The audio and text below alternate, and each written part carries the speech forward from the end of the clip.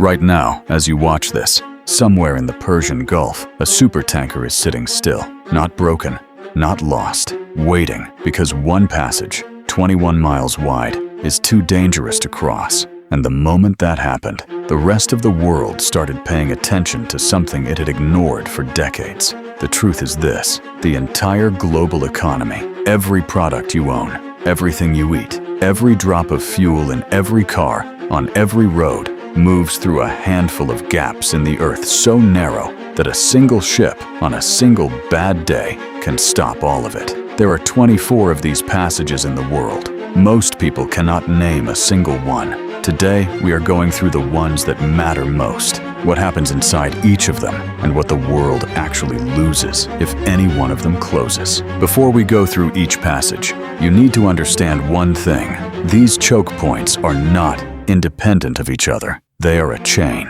A supertanker leaving the Persian Gulf heads east. It passes through the first choke point. Then it enters the Indian Ocean, makes its way southeast, and squeezes through the second. By the time it reaches its destination in China, or Japan, or South Korea, it has threaded through two of the world's most critical maritime passages, both of which had to be open, both of which had to be safe, both of which had to be navigable. If either one closes, the entire chain breaks. There is no single backup. There is no alternate route that handles the same volume. What exists instead is a detour so long, so expensive, and so fuel-intensive that the global economy cannot afford to use it at scale. That detour is the Cape of Good Hope, the southern tip of Africa, adding 14 days to any journey through some of the roughest seas on Earth. Every time a choke point becomes unstable, thousands of ships are forced to make a calculation, risk the passage, or sail around a continent. Keep that in mind as we go through each one. The Strait of Malacca, the one that surprises everyone. Most people, when they think about critical shipping passages, think about the Suez Canal or the Panama Canal, places they have heard of, places that have been in the news. But the single most trafficked choke point on Earth is one most people cannot find on a map. The Strait of Malacca, a narrow strip of water between Malaysia, Singapore, and the Indonesian island of Sumatra. At its narrowest point, it is 2.7 kilometers wide. That is roughly the width of a small town. Over 94,000 vessels pass through it every year. It carries around 25% of the world's traded goods, including oil, manufactured products, coal, and food. To understand what that number means, picture the English Channel, already one of the busiest shipping lanes in the world, and then double the traffic, compress the width by half, and add a depth so shallow in one critical section that fully laden supertankers scrape through with meters to spare. In 2003, the Chinese president coined a specific term for his country's relationship with this strait: the Malacca Dilemma. It describes China's existential fear of what happens if the passage closes. 80% of China's imported crude oil passes through it. One strait. 80% of the energy supply of the world's largest economy. No alternative. The consequences of a Malacca closure are not theoretical. They are calculated. Chinese economists and military planners have war-gamed this scenario for decades. The answer is always the same. A sustained Malacca closure collapses Chinese industrial output within weeks, not months. Weeks. And the strait has another problem nobody talks about. It is one of the most active piracy zones on Earth. In 2019 alone, there were 30 confirmed piracy incidents. Ships do not just worry about running aground here. They worry about being boarded.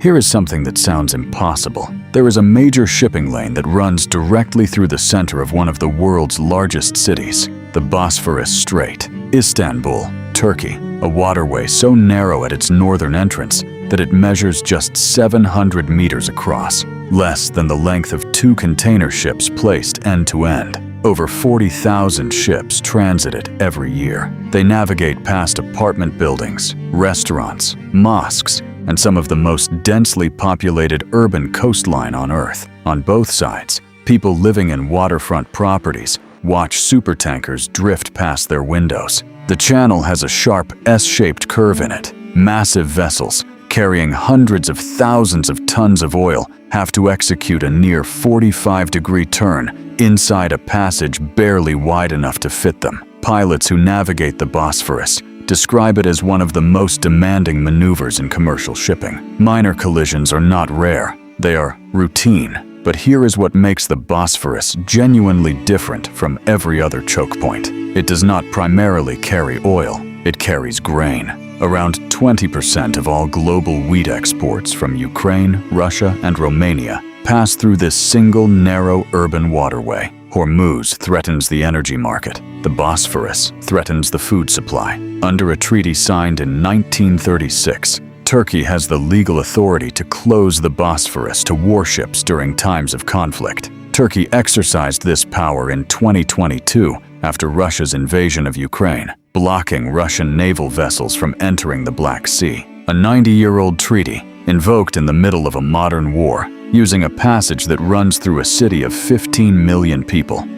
The Panama Canal, the one that runs on rain. The Panama Canal is not a natural passage. It is an 80-kilometer trench cut through the Central American Isthmus by human hands. Opened in 1914, and it has been reshaping global trade every day since. It carries around 40% of all U.S. containerized shipments, valued at $270 billion annually. Ships sailing between the east and west coasts of the United States save over 8,000 nautical miles by using it, roughly 21 days of sailing. Without it, they go around the entire southern tip of South America. But the Panama Canal has a vulnerability that no other choke point shares. And it is one that nobody saw coming until it was almost too late. It runs on fresh water. The canal uses a lock system, a series of water-filled chambers that lift ships up over the hills of Panama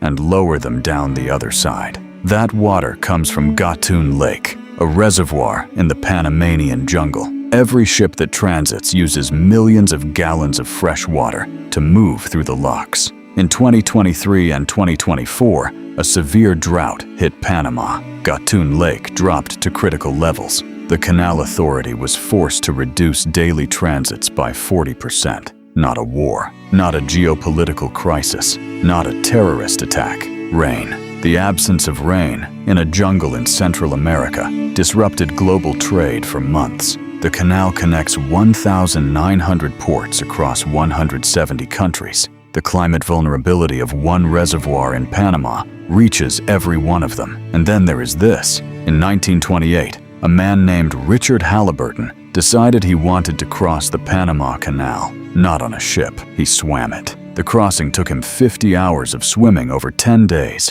escorted by a rowboat carrying a rifleman to protect him from crocodiles. When he arrived at the other side, the Canal Authority calculated his toll based on his body weight. He paid 36 cents, the lowest toll in the canal's history. The highest ever paid was $829,000 for one crossing. The Suez Canal needs no introduction, but it deserves one detail that most people gloss over. In March 2021, a single container ship called the Ever Given ran aground and blocked the canal for 6 days. The blockage cost the world over $9 billion per day. Hundreds of ships queued on both sides. Global supply chains fractured. Car factories in Europe shut down because components stuck on ships in Egypt never arrived. Here is the detail nobody talks about. The Ever Given was eventually freed, not by engineering alone, but by timing. The salvage team calculated the precise moment of a high tide that would give them an extra 45 centimeters of water under the hull. They waited for it. When it came, the ship moved. 45 centimeters of tidal water. That is what freed $9 billion per day of global trade. South of the Suez Canal, before any ship can even reach the canal from the east, it must first pass through the Bab el-Mandeb Strait. The name translates from Arabic as the Gate of Grief. It was named centuries ago by sailors who feared the treacherous currents and unpredictable winds of the passage. They named it before container ships existed, before supertankers existed, before global trade existed, and the name has never been more accurate than it is right now. The strait is 18 miles wide, and sits directly adjacent to Yemen. When it becomes too dangerous to transit, ships cannot simply find a different door. They reroute around the entire African continent, adding roughly 14 days to the journey and thousands of tons of additional fuel per voyage. Between 2023 and 2024, attacks on commercial shipping in this region cut Suez Canal traffic from over 26,000 vessels to around 13,000, a drop of 50% in a single year. Shipping insurance premiums for the Red Sea rose by over 1,000% during that period. Not a figure from a textbook, a real number paid by real shipping companies for every vessel that decided the gate of grief was still worth crossing. So here is what you now understand that almost nobody else does. The global economy does not run on politics. It does not run on markets. It runs on geography, on gaps in the earth narrow enough that a single bad day, a single grounded ship, a single season of drought can stop everything. There are 24 of these passages. 5 of them control the majority of everything the world trades. And the backup plan for all of them, the last resort, is a route around the bottom of Africa that the global economy